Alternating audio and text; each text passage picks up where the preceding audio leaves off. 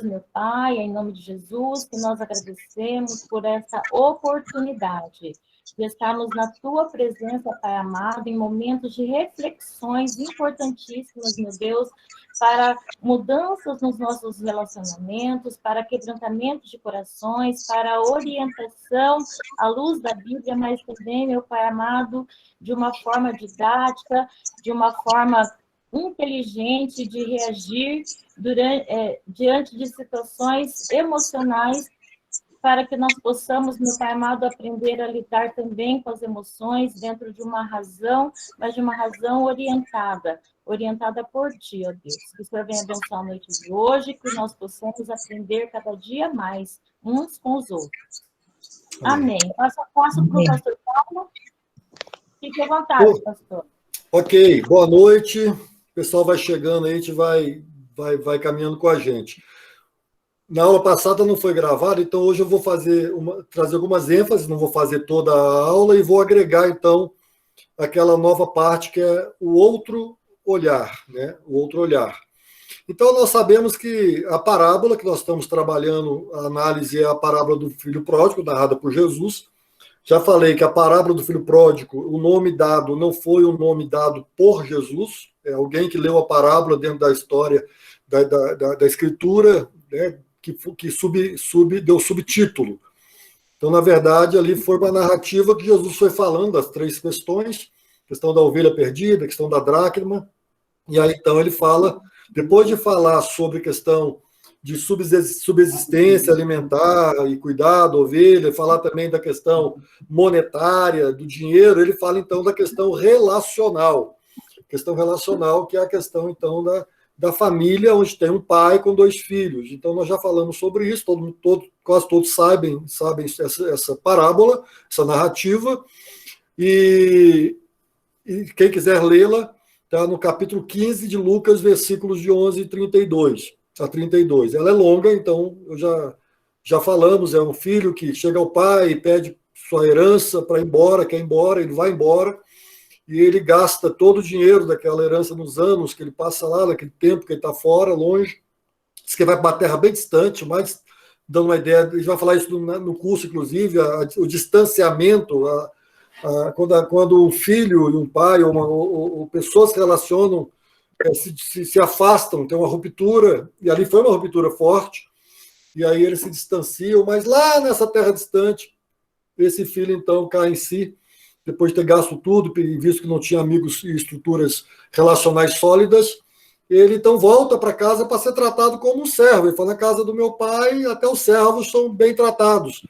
Quem sabe eu sou tratado assim também. Só que quando ele volta para casa, ele é recebido como filho. Então é muito emocionante essa parábola. E o filho mais velho, que está em casa, sofre um efeito que chama de gatilho, e mostra também um certo rancor, uma certa frustração interior, que é também tratada. Então isso é maravilhoso, a gente poder perceber isso.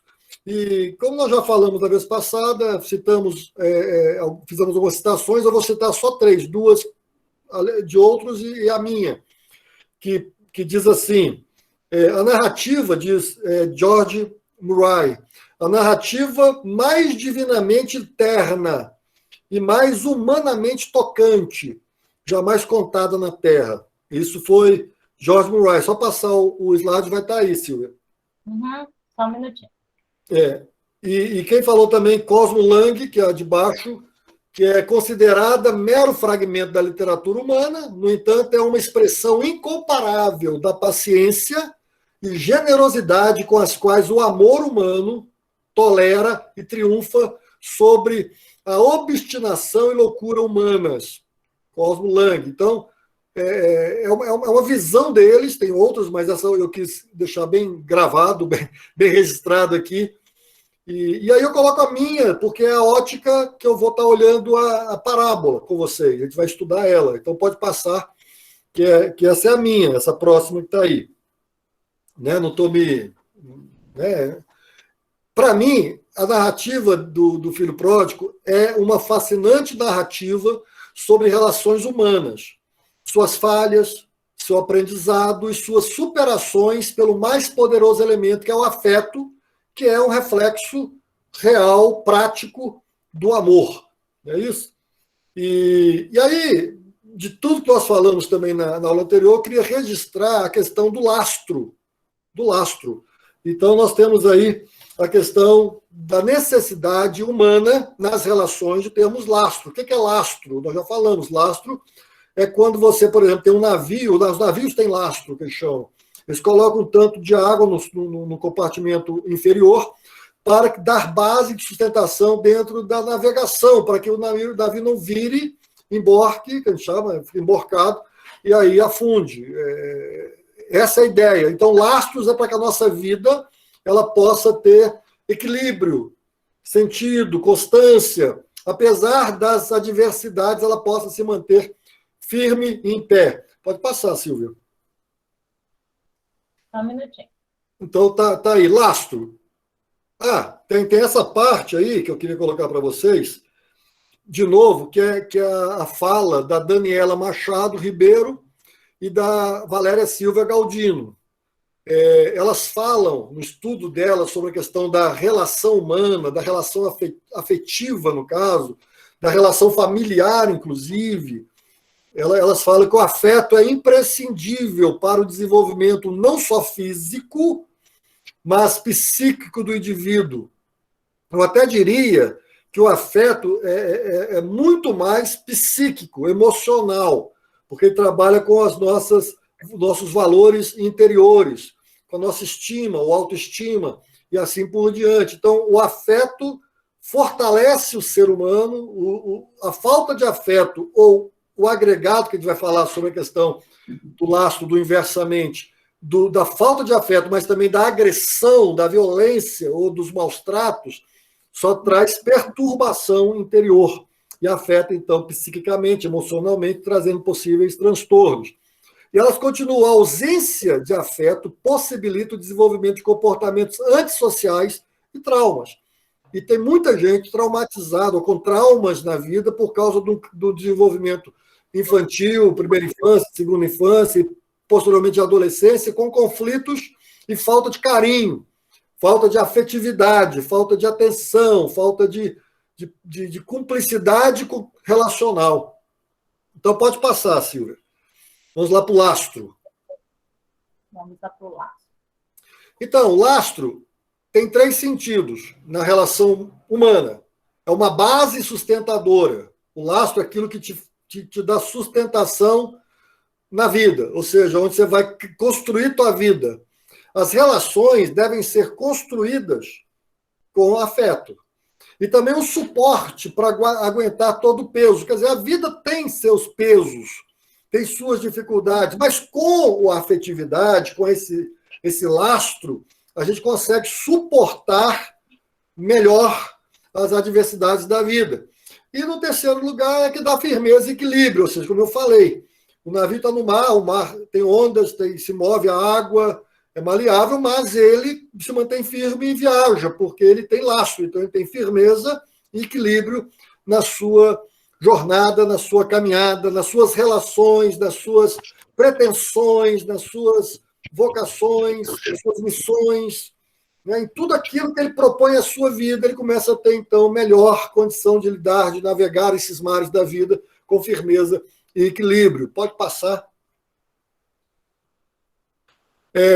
Ou seja, eu fiz então um resuminho juntando tudo, que diz assim: a relação que se estabelece e é desenvolvida tendo por base a afetividade ou a troca de afetos, gestos, ações, reações e palavras, reflete, dando suporte para lidar com dificuldades, desenvolvendo firmeza de valores relacionais e equilíbrio emocional. Uma coisa interessante que a gente tem que abordar aqui é a quantidade de pessoas que desenvolvem comportamentos depressivos, comportamentos de ansiedade, comportamentos e transtornos, por exemplo, a violência autoprovocada. Por que alguém se machuca a si mesmo? Problemas emocionais. Não está com equilíbrio emocional. Então, o afeto é exatamente trazer uma condição de desenvolvimento interior equilibrado para que as pessoas não carreguem tantos traumas, tantos transtornos, não desenvolvam tantos transtornos e possam ter melhor relação com a vida. Quando a gente fala assim, está de bem com a vida. Está de bem com a vida, tem que estar de bem consigo mesmo, tem que estar de bem no seu interior, tem que estar de bem no seu coração, na sua mente. Quanto mais cedo o lastro de afetividade é estabelecido, melhor é o desenvolvimento humano, melhor. Por isso que nós temos que entender que quando nós temos a questão da Constituição, o artigo 277, quando nós temos a questão do ECA, que fala também que a absoluta necessidade, a criança tem absoluta preferência de proteção e de direitos. Por quê? Porque a primeira infância, principalmente, é onde está a formação, o início de todo o desenvolvimento cognitivo do ser humano. Depois tem a segunda infância, a adolescência, mas ali a base começa no feto, no pós-parto, na relação que ainda não é de fala, é de contato, é de gesto, é de toque, é de olhar. Aí depois tem a fala e assim por diante. Então, quanto mais cedo o lastro, por isso que é importante a gente ter questão família, é importante que os professores de maternais, na socialização, que tem hoje isso também, antigamente era jardim de infância, saibam que tem que ter tom de palavra, da voz, tem que ter olhar, tem que ter gestos, não ilícitos, não indevidos, mas os gestos carinhosos, de apoio, de atenção, de ouvir a criança, e assim por aí, porque nessa fase os lastros se firmando, estabelecendo, elas vão muito longe. Pode ser um barquinho hoje, vai ser um navio transatlântico amanhã, então elas precisam. Então, a primeira infância, de 0 a 6 anos, o que acontece ou aconteceu nesta fase de desenvolvimento afetará o ser humano, a pessoa, por toda a sua vida. Muitos adolescentes, jovens e adultos têm áreas mal resolvidas, tá certo? E até manifestam certa imaturidade e infantilidade como reflexo desta fase. Então, eu atendo pessoas, eu não sou psicólogo, eu não faço atendimento terapêutico ali, eu faço atendimento de conselheiro, de acompanhamento de pessoas. Aí eu indico para psicólogos, e psicólogos indicam para psiquiatras, porque eles que vão fazer uma avaliação, vão direto para o psiquiatra, fazem uma avaliação médica, mas enfim, eu não faço terapia, mas eu aconselho. Eu já aconselhei tantas famílias onde crianças de 9 anos de idade já têm ideação suicida. Eu trabalho com a área de depressão e suicídio entre crianças e adolescentes, automutilação e suicídio entre crianças e adolescentes, e trabalho também com essas áreas, nas áreas adultas, militares, médicas, enfim. É uma área que eu optei por me envolver, fui tomado, enfim. Mas crianças de 9 anos. Tivemos um evento agora do ECA, e foi falado de criança de 6 anos, né, que se automutila, que provoca dor em si mesmo, e que é o que suicida. Quer dizer, nossa, teve uma reunião do ECA que estava no meio da reunião, houve um telefonema do conselheiro falando que a criança de 10 anos se suicidou. Ou seja, essa fase de criar lastros está sendo muitas vezes negligenciada. E nós temos que entender que a criança tem que ser criança, e ela é hoje um presente, mas ela também é a geração que vai crescer, que vai se tornar os adultos. Quanto menos afetividade, quanto menos lastro de valores e princípios, mais doenças emocionais nós teremos. E mentais também. E aí afeta físico, porque é somatizado. E vai para o físico, vai para o orgânico. Aí cria-se problemas, gastrites, úlceras, aí vários problemas. E nós temos que entender que isso é um ponto importante a ser tratado na vida, que o afeto, por mais que as pessoas pensem, afeto, amor, como disse a Valéria lá, é imprescindível, imprescindível. Pode passar. Só um minuto. Então, nós falamos sobre a questão inversa. Porque tem a questão do afeto, tem a questão de não dar afeto, mas tem a questão ainda de agregar dor, sofrimento, maus tratos físicos, psicológicos, abuso sexual, manipulação. é terrível, é terrível. Então, quando uma criança, ou mesmo um adulto, hoje a gente percebe muito a questão esse grande movimento a favor da mulher, por causa da agressão. No Brasil, a cada 2 minutos tem uma violência, um abuso, um assédio contra a mulher.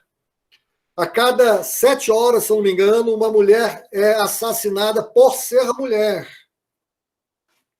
Porque contrariou algum homem, esse pensamento machista que tem terrorizado as mulheres. Sociedade machista ao extremo. Então, isso é falta de afeto? Mas também é agregação de dor. Isso traumatiza, isso machuca, isso fere o desenvolvimento ou fere a estabilidade do ser humano. Então, pensando inversamente, ou ausência de afeto, a ausência fala de falta de atenção e diálogo, não se conversa, não se dialoga. Às vezes, quando vai chamar atenção, é gritando.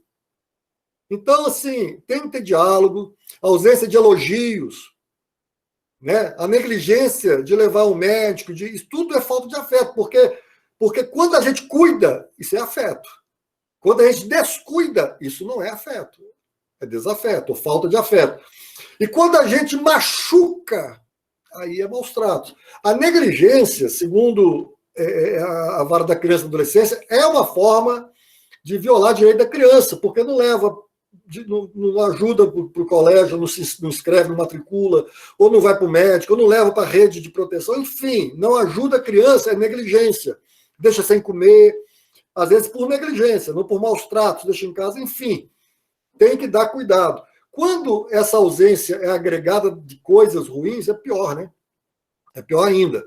Então, a falta do lastro, deste lastro de afetividade, agregada a maus tratos físicos, violência, né? Abusos psicológicos, gritos, ameaças, castigo como deixar sem comer, como castigo, abuso sexual, quando o carinho, o afeto verdadeiro é trocado por afetações libidinosas, sexuais. Isso aí traumatiza. Gritos, falta de atenção.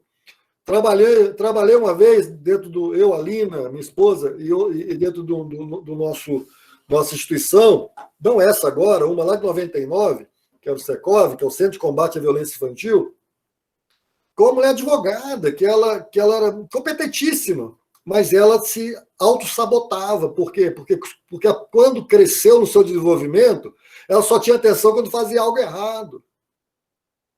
Então, inconscientemente, quando estava tudo bem, ela desconfiava se estavam gostando dela, se estavam interessados em conversar com ela, se prestava atenção nela, ela fazia alguma coisa errada para chamar a nossa atenção. A gente descobriu que isso é de desenvolvimento desde infância, desde pré-adolescente. Só fala quando tem algo errado e fala para brigar. Mas aí ela prefere a briga, que dá atenção, do que a ausência de atenção na cabeça dela, porque não tinha toda a atenção para ela. E alguns reflexos, então, por causa da ausência de afeto e por causa da agregação de dor, de outras dores, né, que não é a dor normal da vida, a infligida, né, aquela que é causada propositadamente, enfim, automutilação. Eu já falei aqui na vez passada, a automutilação ou a lesão autoprovocada, autolesão, ela é um fenômeno que hoje atinge 17% da nossa juventude e adolescência nesse país, e o mundo também está com esse tipo de situação, o mundo todo. Então, 17% de jovens, adolescentes se machucando a si mesmo, autolesando, provocando dor em si mesmo. Por quê? Porque a autolesão, ou a dor autoprovocada, a automutilação, é uma transferência da dor emocional para a dor física, para o corpo, saindo de dentro para fora. Então, isso é gerado por causa de traumas, de angústias. Aí pode ser bullying, aí pode ser abusos, pode ser maus tratos, pode ser opressão por causa de uma atitude de uma criança, de um adolescente, de uma escolha da sexualidade. Enfim, aí a dor vem, a pressão vem, a angústia vem, aí vai para Mutilação, transtornos depressivos e de ansiedade. Isso aí, queridos, hoje, infelizmente, a depressão é a doença do século, né? A ONU, a OMS, a Secretaria de Saúde Nacional já mostrou que isso é uma questão de calamidade pública. Nós estamos com muita gente deprimida, depressiva, melhor dizer. E a depressão, ela pode ir à ideação suicida, e a ideação suicida é a consumação do suicídio, do ato. Então, a gente precisa entender isso, porque a nossa escola aqui não é uma escola só de teoria. Nós temos que incentivar que a gente... Afeto, aliás, afeto não tem como ser teórico. A afetividade ou ela existe, ou ela é palpável, ela é sensitiva, ela é percebida, ela é recebida, ou então ela não existe, porque não existe teoria. Não existe teoria. Ou você tem afeto, ou você não tem afeto. E não pratica afeto. Aí tem a questão da dificuldade em ter relações afetivas. Então, tem muita gente que não quer casar, não quer se envolver, não quer se relacionar afetivamente, quer ficar, quer ter aquele coisa fortuita, fugaz. Por quê? Porque não consegue ter relacionamentos duradouros, profundos, comprometedores, envolventes, com cumplicidade. Para a gente ver como tudo que vai acontecendo na gente vai afetando toda a nossa trajetória e todo o nosso caminhar. Não tem jeito. Aí tem autossabotagem, que eu já falei, anulação de si mesmo. Eu estava lendo esses dias sobre atitudes nihilistas. Acontece muito com adolescentes, crianças que vão sendo abusadas sexualmente, e aí elas são abusadas, mas elas criaram um dispositivo dentro de si mesmas para dizer que elas não existem. Elas não existem, não está acontecendo. Olha que absurdo, olha que loucura. Nós estamos destruindo mentes e corações, destruindo pessoas. Uma pessoa é abusada e quando ela está sendo abusada, ela está dizendo para si mesma e está agindo lá dentro de si mesma, dizendo: eu não existo, isso aqui não é nada, porque eu não existo, sou ninguém, estou fazendo com ninguém. Isso é terrível, gente, é terrível. Mas começa lá, a ausência de afeto, quando não tem, né? A ausência de afeto, e às vezes aí vai agregando essas dores provocadas, né, destruidoras. E o uso de álcool e droga. O uso de álcool e droga. Você tem uma ideia? Mesmo nós aqui na pandemia, nessa restrição, nesse confinamento, subiu para mais de 55% o uso de bebida, de álcool, de vinho, porque as pessoas não aguentam. Mas então nós temos que ter afeto, fortalecer do outro jeito, e isso é importante. Vamos lá. Eu coloquei uma parte sobre comportamento e escolhas. Afeto afeta comportamento. E não afeto também afeta comportamento. Não tem jeito. Aquilo que eu recebo, eu absorvo, e aquilo que eu vou externar nas minhas atitudes, pensamentos. É lógico que tem gente resiliente, tem gente que supera, lógico.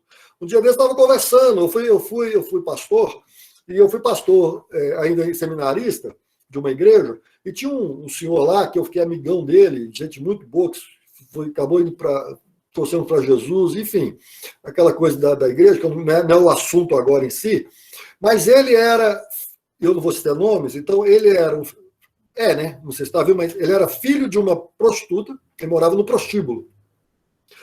E ele, então, morava no prostíbulo, e a mãe, ele não sabia nem que era o pai, porque não foi feito exame nem nada naquela época e tudo, e são vários. Então, ela mandava ele para a rua para pedir esmola.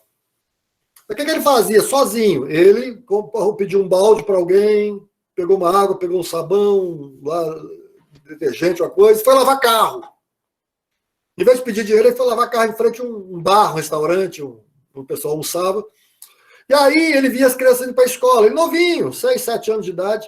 Aí ele seguiu um dia, foi até a escola e pediu para a diretora para estudar lá. A diretora: chama a tua mãe. Falei: minha mãe não vai deixar. Olha que coisa maluca. Acontece. E ele, então, a diretora viu o caso dele e ele falou: como é que você vai fazer? Não, eu lavo o carro até meio-dia, almoço ali, que eles me dão almoço ali no restaurante, já peguei o dinheirinho que eu tenho que dar a cota para minha mãe e venho à tarde para estudar. Ele estudou, se formou, casou, tem 2 filhos. Hoje eu não sei, mas na época foi morar na França, ele é artesão. Fantástico, mas é um. Muita gente não consegue ter esse tipo de resiliência, esse tipo de superação. Então, precisamos cuidar desde cedo para ter isso. Então, a família é a primeira experiência relacional de um ser humano, em via de regra. Via de regra. Né? Mas mesmo que for adotado, vai ser uma família. Se for para a família acolhedora, vai ter uma família. Família é a referência. E pode ser por pouco tempo, mas em via de regra, vai por um tempo mais duradouro. A criança vai sair, vai crescer, vai sair quando passar no vestibular, arrumar um emprego. Então, a família é a primeira referência, mas dou o engano quem acha que a família tem todo o domínio de reflexão, de reflexo e de afetação na criança ou nas pessoas da família. Nem o marido, nem a mãe, nem o pai, ninguém, mulher. Todos temos afetações. Porque tem trabalho, porque tem vizinho, porque tem colega de escola, colega de faculdade. E assim a gente vai tendo pessoas que vão ser agregadas nas nossas vidas e que podem e afetam, de fato, as nossas vidas. Então, todas as relações refletem no comportamento e nas nossas escolhas, todos.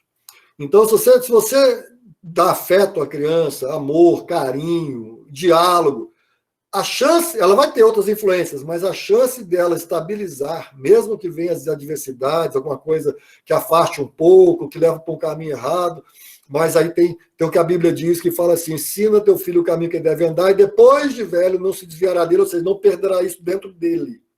A verdade ali é coisa enraizada, é dentro da gente. Então, as coisas boas que entram para a gente ficam, como as coisas ruins também.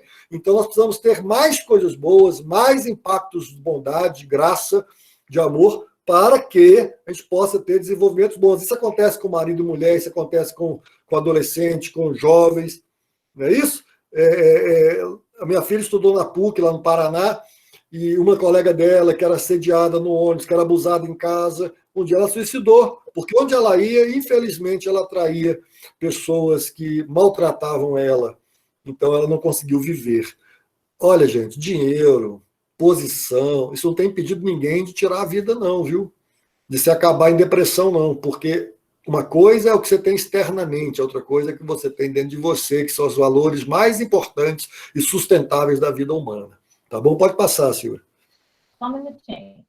Então, nós vamos ter agora um outro olhar. Eu vou trazer para você, então, esse novo caminho que a gente vai passar agora e depois vai adentrar detalhadamente nos temas abordados da parábola. Então, afeta uma análise relacional, um outro olhar.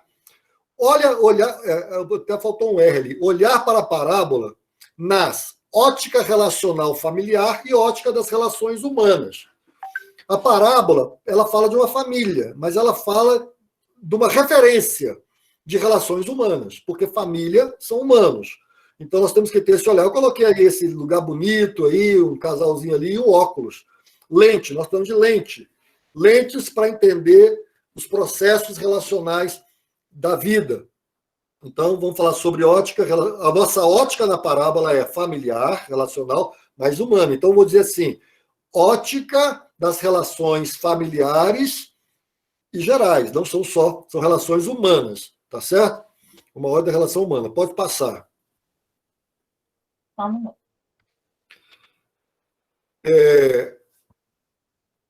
Aí eu vou trazer isso para a gente agora. Eu vou trazer algumas coisas, acho que interessantes, mas para a gente poder entender o nosso processo doravante, daqui em diante, como nós vamos estar olhando para a parábola. O nosso olhar não será para o que a família tem. Não estamos interessados se é rica, se é pobre. Não estamos interessados se é um casarão, se é uma casinha. Não estamos interessados no contexto material. Estamos interessados no contexto relacional. Tá certo? Nós vamos olhar para eles como se relacionam, né, como eles possivelmente, óbvio, eu estou fazendo uma analogia, e o estudo do caso deles, que eu não tive presente lá, mas é pela referência da narrativa. Então, nós vamos falar sobre, possivelmente, vendo como eles se relacionam e os reflexos nas vidas do pai e de seus dois filhos. Esse é o primeiro ponto de vista, porque está lá na parábola. Mas olharemos para a parábola buscando entender a questão do afeto em todas as relações humanas. Tá certo? Se é para dentro de casa, é para fora de casa também. E falaremos sobre as construções, tá certo? As construções relacionais, as desconstruções relacionais e as reconstruções das relações humanas, familiares ou não, a partir do afeto ou da ausência dele. Tá bom? Então vamos trabalhar dentro desse caminhar as construções, desconstruções e reconstruções. É maravilhoso. A parábola realmente, Jesus assim nos deu algo tremendo, maravilhoso para ser analisado, visto, repensado e trazido para as nossas vidas. Pode passar. Eu coloquei algumas questões que a gente vai colocar na nossa ótica lá dentro, que são importantes para a gente estar na cabeça. Toda relação humana, ou com o outro, agora eu já começo a minha comigo mesmo, a família, com o outro, ela precisa ter composição, ser composta. E aí eu botei composição para pensarmos na questão harmoniosa e da sintonia, termo sintonia e harmonia. Aí você tem que pensar numa música, não é verdade? Uma música que não tem harmonia, ninguém consegue ouvir. Uma família, uma relação que não tem harmonia, ninguém consegue ficar nela. Não estou falando besteira. Quando os sons arranham, quando os tons se misturam erradamente, quando não há composição, não há um agregado, porque nós somos diferentes. É como notas, somos diferentes, mas tocados direitinho, dá uma música boa. Não tocados direitinho, arranha, horrível, ninguém consegue estabelecer nenhum tipo de padrão e de relacionamento saudável. Afetividade, então tem que ter composição, afetividade, que é o centro do nosso estudo. Ao cuidado, pense em gestos, ações, reações, a gente vai falar um pouco mais sobre isso, e palavras de carinho, tá certo? Então, a afetividade é exatamente a coisa explícita, empírica, experimental, real, efetivamente, não só afetivamente, mas efetivamente, nas nossas relações.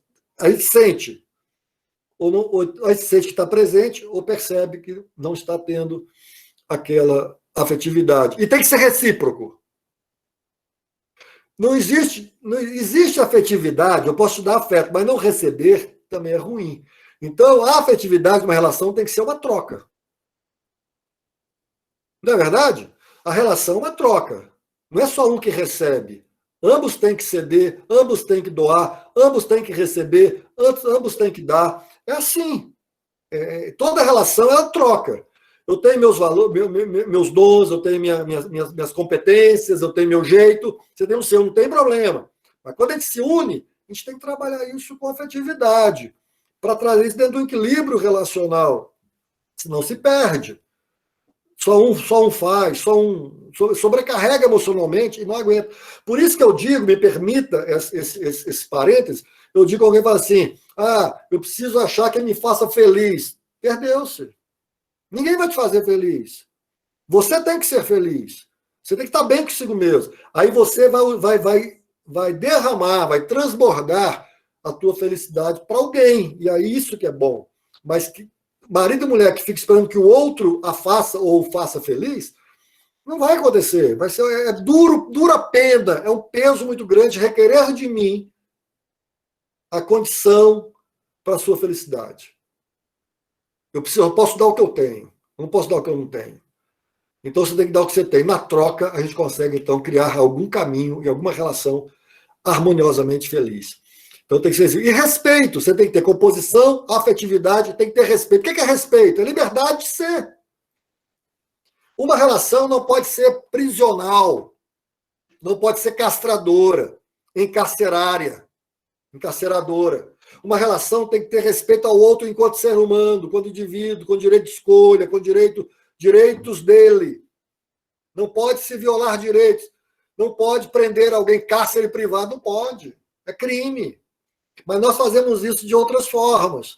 Vamos criando cárceres onde as pessoas não conseguem ser elas mesmas. Uma vez eu estava aconselhando um casal e ela disse, a mulher tem 50 anos que eu me anulei. Mas não era isso que o casamento propunha.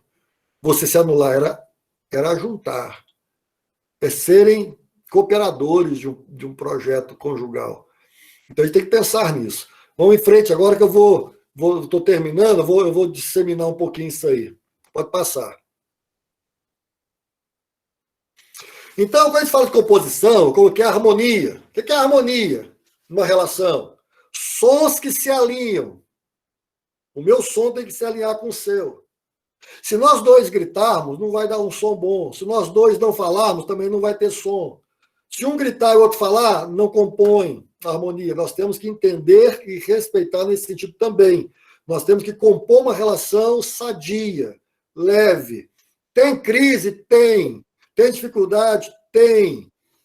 Tem erros? Tem. Mas aí vem amor, vem perdão, vem arrependimento. Aí vem muita coisa, que não é o caso. Mas a síntese é o seguinte: nós temos que ter sons que se alinham, sons que a gente possa entender.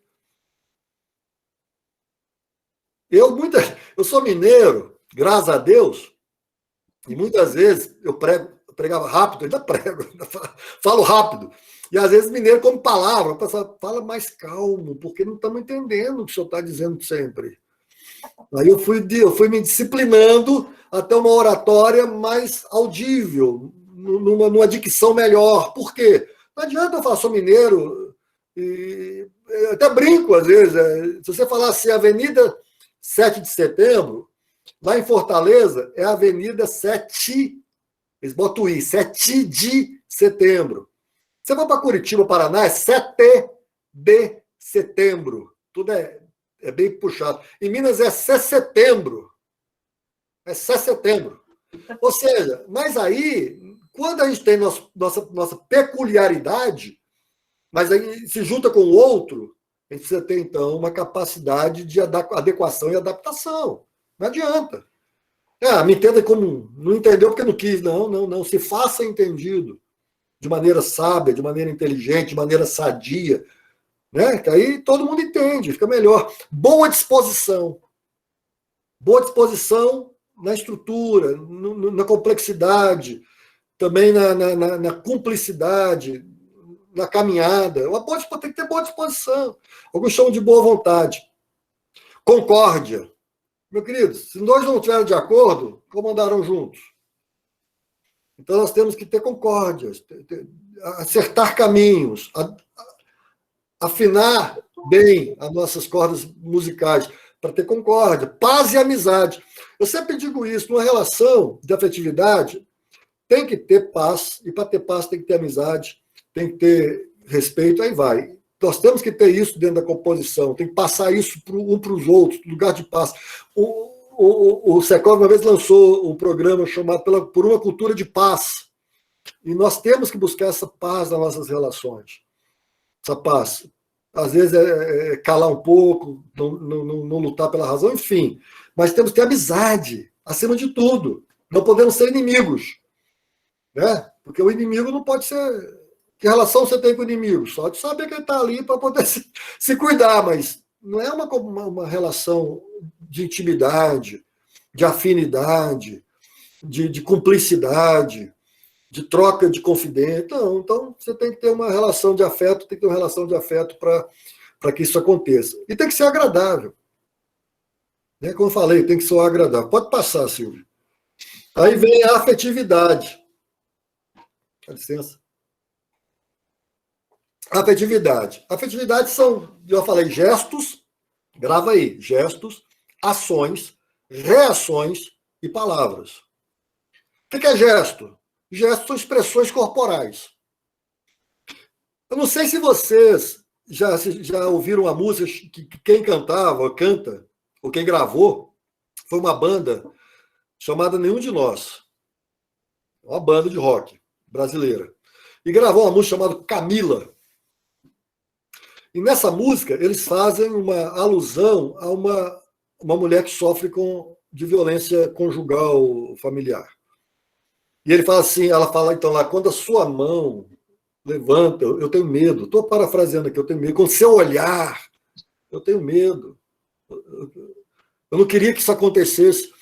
Quer dizer, quando nossos gestos são bruscos, são ameaçadores, são violentos, são desprezadores. Então, a afetividade tem gestos, expressões corporais agradáveis. Não é que não possa, às vezes, corrigir um filho, não deve bater. Eu sou contra bater. Porque a violência, para mim, nunca ensinou ninguém. Ela bota medo, não respeito. Então, a gente tem que entender que gestos têm que ser gestos agradáveis, carinhosos, não maliciosos, não ilícitos, não lascivos, não libidinosos, não violentos. Tem que ser agradáveis, tem que ser mansos, tem que ser, nem que sejam ordeiros, nem que seja para trazer uma ordem de orientação, de que acontece, um pai para um filho, tem que ser de uma maneira que não agrida, que não fira, que não destrua a relação de confiança e de respeito com a relação de medo. Tá certo? Um afeto não gera medo. Aliás, a Bíblia diz que se colocar afeto como amor, o verdadeiro amor lança fora todo medo. Se você quer tirar medo da relação, que os seus gestos sejam de amor, de carinho, de leveza, de afago, de cuidado, de zelo, não de maus tratos, de ciúme doentio, de violência, sabe? De grito. Não. O teu gesto tem que passar carinho. Ações, atitudes proativas para o bem. Quando a gente fala de afeto, as ações têm que ser proativas para o bem. Ela tem que estimular a autoestima, estimular grupo de trabalho, estimular a parceria, estimular a amizade, estimular, as ações têm que ser agregadoras, não desagregadoras. As ações têm que ser estimulantes e não desestimulantes. As ações têm que ser acolhedoras e não de afastar. Eu sempre digo assim, a palavra áspera sempre afasta. Mas ele está lá nas palavras. Só estou dizendo que a ação também pode ser áspera. A ação também pode ser egoísta, pode ser, sei lá. Então, as nossas ações têm que ser atitudes proativas para o bem, para a construção, para o desenvolvimento, para o respeito, para o ensinamento, para a composição de coisas. Que coisa linda. Mas também tem as reações. Às vezes acontecem algumas coisas, você vai reagir. Como você lida com a situação é uma referência de afeto, ou de não afeto, ou de violência, que é pior ainda. Tá certo? Então, como é que você reage? Quando seu filho erra, ou quando sua mulher faz alguma coisa, seu marido, como é que você reage? Você já sai estourando, machucando, repreendendo de forma áspera, negativa. Então, as nossas reações, elas são tão importantes, ou às vezes até mais, muitas vezes, num certo momento, do que as ações. Porque elas são ações, só que são ações reativas. Elas são ações provocadas por alguma coisa que afetou a gente, tocou, que a gente não gostou. Como é que você reage às coisas? Como é que você reage às situações, às contrariedades da vida? Que não seja com ninguém, mas com a contrariedade da vida. Você chega em casa aborrecido e despeja nos outros, você despeja na tua relação de namoro, você despeja o quê? Onde você despeja a tua... Então, as tuas reações com a vida também vão afetar você de tal forma que ou você se comporta, se controla, supera, sabe assimilar, é resiliente e chega em casa e sabe dividir as coisas, ou numa relação e sabe dividir as coisas, ou até compartilhar de maneira que você pede a solidariedade do seu parceiro, da sua parceira, da pessoa que você está, da sua família.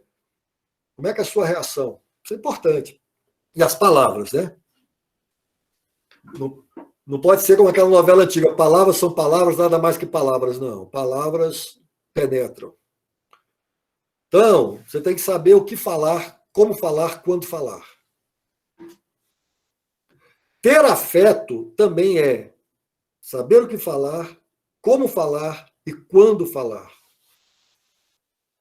Tá certo? E outra coisa, é uma linguagem positiva, mas outra coisa, saber ouvir. Então, palavras que vão, palavras que vêm. Eu falo, você fala, nós falamos. Então, isso é importante. Na afetividade, a gente tem diálogo. A gente vai falar sobre isso lá na frente, mas hoje eu estou terminando essas aulas introdutórias. Para a gente começar a partir da próxima aula, a gente vai falar sobre a questão da figura, que é ausente, mas que faz falta, né? Então, dessa situação. Mas vamos terminar aqui agora, está terminando. Respeito, que é a terceira posição. Nós falamos de composição, afetividade e respeito. Respeito é liberdade de ser. E na liberdade de ser, nós temos que pensar o seguinte: a pessoa é uma personalidade, ou seja, é uma pessoa, é uma persona. É uma personalidade. Cada pessoa é única. E deve ser respeitada assim. Não adianta comparar filho mais velho com filho mais novo, não adianta comparar com o vizinho, não adianta comparar com... Não adianta. Essa pessoa é única. Você tem que conhecê-la. Aí que é a grande questão, né? Conhecer o outro é um desafio. A gente não conhece nem a nós mesmos, muitas vezes, mas tem que conhecer a gente e conhecer o outro.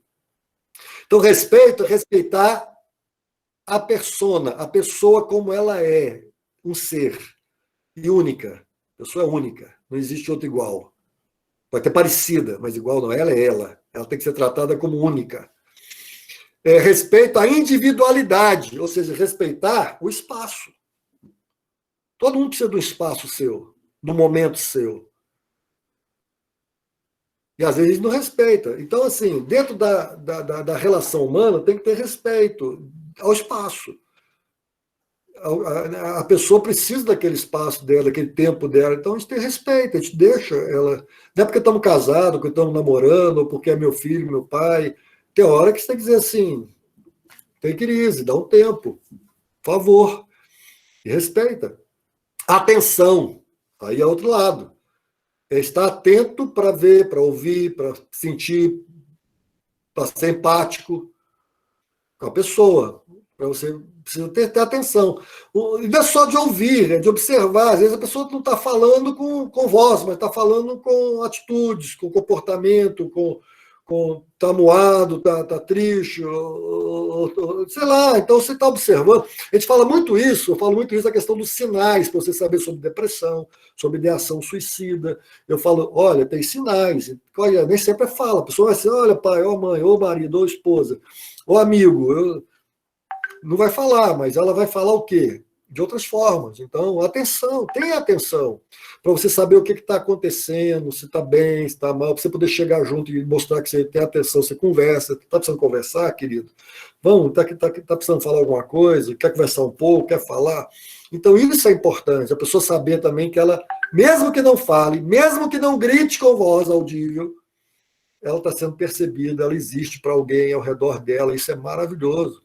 Porque as pessoas passam momentos difíceis, não conseguem falar, mas elas sempre expressam de alguma forma, não sinais. Elas passam isso de outra forma. Consideração. O que é consideração? Consideração é respeito à vontade do outro.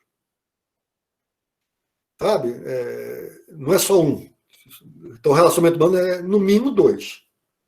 No mínimo, dois. Se você tem um relacionamento humano, familiar, social, profissional, você tem que ter. Então, você tem que ter respeito à vontade do outro também. Não é só a sua que impera. Então, no relacionamento onde alguém impõe a sua vontade sobre o outro, está errado. Não existe a imposição da vontade, existe a conquista do outro. Existe consentimento do outro, de fato. Né? Não é que essa história de menina de 12 anos consentiu relação sexual, pode até ser convencida e seduzida, mas ela não tem idade para consentir. Então, essas vontades aí que são manipuladas não contam. Estou falando de vontade que são desenvolvidas da pessoa e que ela tem preferências, tem que ter respeito e consideração. E acato. O que é acato? Aí vem às vezes, hierarquia, pai, filho, mas também filho, papai. Porque a Bíblia diz assim, filhos, obedeçam vossos pais para que se prolonguem os vossos dias de vida na terra. Ou que os pais ficam felizes, né, com esse tipo de texto bíblico. Só que o texto seguinte fala assim, pais, não leveis os vossos filhos à ira. Opa!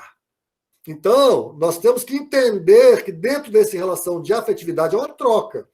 Nós temos que acatar e temos que ser acatados.